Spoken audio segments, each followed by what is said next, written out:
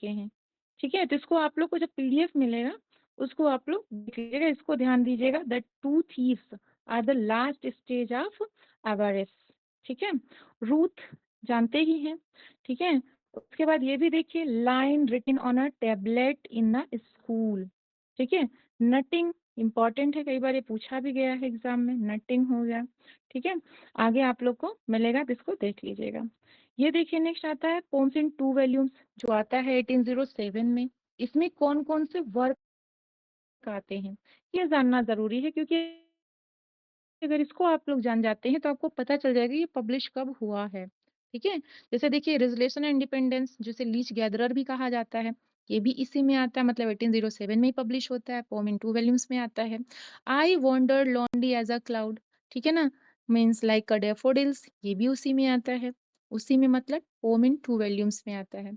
My heart leaves up, ode intimations of immortality, ode to duty, the solitary reaper, ठीक है। ये सब important है, जो इंपॉर्टेंट है उसको ही हम जिक्र करते चल रहे हैं। कंपोज्ड अपॉन वेस्टमिंस्टर ब्रिज सितंबर 3 1802, ये कंपोज डेट है, लेकिन जो पब्लिश होता है पोम इन टू वॉल्यूम्स में ही आता है। लंदन 1802, इसे भी ध्यान रखिएगा। The world is too much with us, okay. अब आगे हम लोग देख लेते हैं brief summary of important works, ठीक है। कुछ वर्क्स की हम लोग ब्रीफ समरी देखते चल रहे हैं। जैसे देख लेते हैं एक्सकर्जन को, एक्सकर्जन के बाद देख लेते हैं क्या है। एक्सकर्जन जो है आता कब है, 1814 में।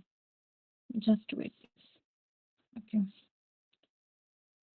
यस, ये कब आता है, 1814 में। ये देखिए, being a portion of the recluse, मैंने जैसे कि कल बताया था, वर्ड्सवर्थ चाहते थे कि बहुत बड़ा एक लिखें, ठीक है, लेकिन उनका सपना अधूरा रह गया, पार्ट पार्ट करके लिखे लेकिन वो कंप्लीट नहीं कर पाए। It is a long poem and intended to be the part of the recluse, recluse का सेकेंड पार्ट बन के आया। An unfinished larger work that was also meant to include the prelude. The excursion was published in 1814 में publish होता है, ठीक है। कितने बुक में आगे पूछा जाता है तो 9 बुक में। Along philosophical monologue spoken by pastoral characters, ठीक है। जैसे देखिए यहाँ पे प्रेल्यूड हो गया, एक्सकर्जन हो गया, ये पार्ट के होने वाले थे, ठीक है। आगे देख लेते हैं विच विल ट्रीट, जो ट्रीट करते हैं किसको, नेचर को, मैन को, सोसाइटी को।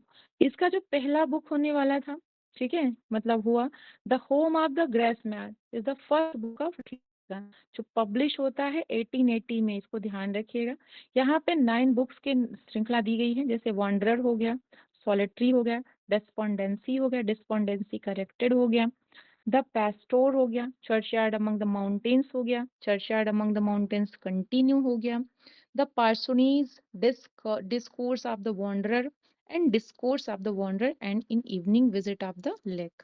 ये इनके 9 बुक्स हैं जो किस में आए थे, एक्सकर्जन में आए थे।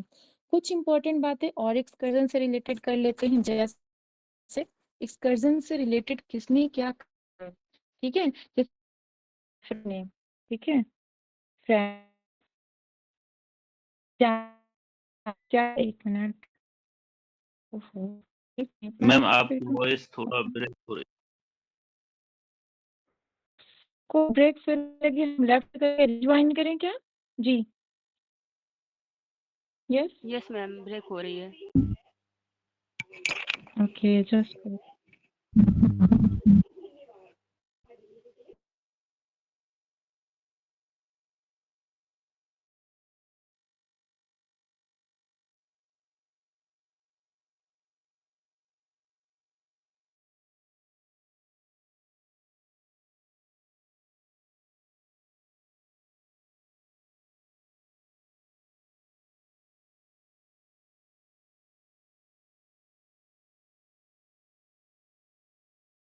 अभी हमारी वॉइस आ रही है आप सबको, जी,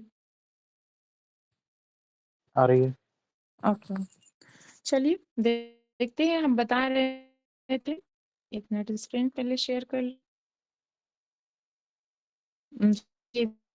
जाएगी सबकी, जी। फ्रांसिस जेफरी ने एक्सकर्जन के बारे में बोला है, दिस विल नेवर डू, अगर पूछ लिया जाए कि ये जो लाइन है या जो कमेंट है वर्ड्सवर्थ के किस वर्क के लिए किया गया है, ठीक है, this will never do, never, ठीक है, डू। तो ये किसके बारे में बोला गया है? स्कर्जन के बारे में। किसने बोला है? फ्रांसिस जेफरी ने बोला है।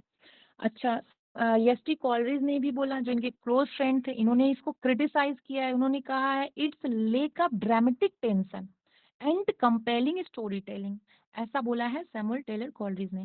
सब बोलना है पॉसिबल, मतलब लिखना पॉसिबल नहीं है, हम इसे बोल दे रहे हैं और ये यूट्यूब पे भी जा रहा है, आप उसे सुनिएगा, बार बार उसे रिप्ले करके सुनते रहेंगे तो आप लोग लर्न कर पाएंगे।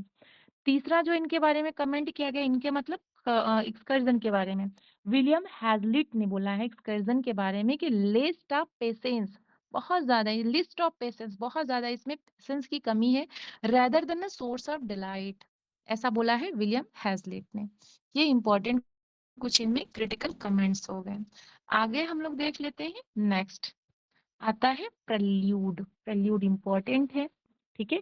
प्रल्यूड को बोला जाता है the growth of poets mind. Okay, yes. ये देख लेते हैं इसके बारे में। जो प्रल्यूड है ये लिखा जाता है किसमें? ब्लैंक वर्ड्स में, या लिख सकते हैं, ठीक है। ये इनका ऑटोबायोग्राफिकल इपिक पोम माना जाता है।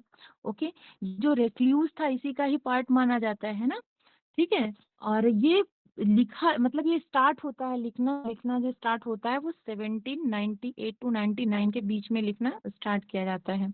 उसके बाद जो कंप्लीट होता है, कब कंप्लीट होता है? 1805 में। तब इसका टाइटल क्या होता है? पोम टू कॉलरेज, ठीक है ना। उसके बाद इसके, अच्छा ये जो आता है यहाँ पे growth of a poets mind, title किसने दिया है? तो ऐसा माना जाता है कि ये टाइटल दिया गया है डोरोथी वर्ड्सवर्थ के द्वारा। इसको आप लोग ध्यान रखिएगा, ठीक है ना, डोरोथी वर्ड्सवर्थ के द्वारा ये टाइटल दिया जाता है।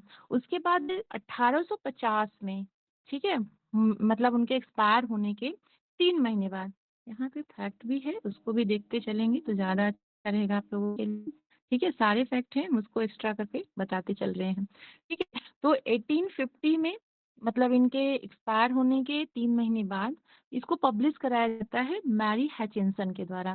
और ये पब्लिश करता कौन है? तो मैं आपको बता दें, एक मिस्टर कार्टर नाम के थे। और ये कितने बुक में आता है? 14 बुक में। कितने बुक में आता है? 14 बुक में। 14 बुक में पब्लिश होता है मिस्टर कार्टर के द्वारा। ये पब्लिश कराया जाता है। जो ये जो पोएट थे, मतलब वर्ड्सवर्थ थे, इनके सेक्रेटरी थे, ऐसा माना जाता है, ठीक है ना। ये कुछ इंपॉर्टेंट पॉइंट प्रेल्यूड से रिलेटेड। यस, आगे देखते हैं। मतलब जब उन्होंने लिखा था, सिर्फ और सिर्फ वो, इसमें एक कंक्लूजन ऐड किया गया था, किसके द्वारा? मैरी हैचिंसन के द्वारा। अच्छा, ये जब 1850 में, सॉरी 1805 में आता है ना, जब ये प्रेल्यूड आता है, तो ये प्रिंट किया जाता है, ठीक है ना, 13 बुक में। किसके द्वारा इसको प्रिंट किया था? अर्नेस्ट डी सेलिनकोर्ट के द्वारा। किसके द्वारा ये प्रिंट किया जाता है? इसको भी जान लीजिए आप लोग जी। Ernest, yes, Ernest de Selincourt, okay, जगह है, एक मिनट, यस, सैलिन कोर्ट के द्वारा इसको प्रिंट कराया जाता है, ठीक है ना। ओके, 13 बुक में। आगे देख लेते हैं यहाँ पे नेक्स्ट पॉइंट। इनके बारे में, ये जो प्रेल्यूड था, इसी को इसमें बोला गया है एलियन हार्प, ठीक है ना। ने स्वयं कहा था, Wordsworth compare himself to a aeolian harp. Aeolian harp एक प्रकार से वीणा होता है, ठीक है। इसको भी ध्यान रख कि वर्ड्सवर्थ ने अपने किस वर्क में अपने आप को कंपेरिजन एलियन हार्प से किया है, ठीक है। तो ये कौन सा वर्क हो जाएगा? प्रेल्यूड हो जाएगा।